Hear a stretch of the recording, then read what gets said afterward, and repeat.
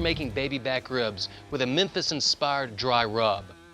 Question I often get is, why are my baby backs coming out tough? There is a membrane that runs down the back of the ribs. That membrane must be removed. You can do that by making a slit down the middle with your knife and pulling it off, or you can simply just grab it and pull. And this membrane gets really brittle, it can be chewy, and can put forth a toughness into your baby backs.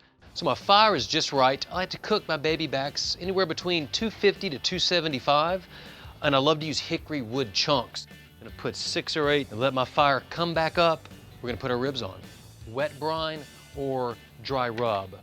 I think with ribs specifically, a dry rub is just perfect because you want to have tons of flavor, tons of seasoning, as well as a little texture, a little bark on the outside. If you do a wet brine, that can sort of hinder you from getting this nice bark on the outside, makes them cook longer because you're adding so much moisture to it.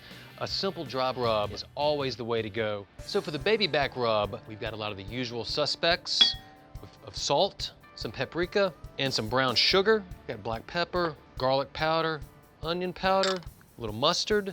What really brings this together and really gives it a different nuance from most rubs is we have some herbes de Provence. We have some chili powder for a little spice, a little more color, a little more smokiness. And then we have allspice, which kind of gives it this really more of a sweet, kind of a woodier hint of flavor. And then cumin. It's gonna give us a really dark, dark bark on our baby backs. And now it's time to just coat these thoroughly, sprinkling and patting it in. Always wanna start with the meat side. Nothing is gonna go to waste. So our rib has been rubbed, sitting here about 30 minutes. My fire is just right. I'm seeing these billows of smoke, exactly what I want. I'm gonna put the ribs on, meat side up, and they're gonna cook for about 3.5 hours. I'm hearing that sizzle, a perfectly soft sizzle. That tells me that my temperature is just right. Oh yeah, super caramelized, dark bark. See all the colors from the darkness of the allspice and the chili powder to give us this just beautiful bark on both sides. These are fantastic.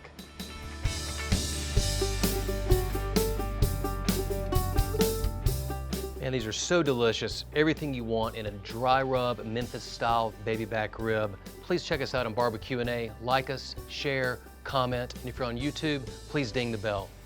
Thanks for watching.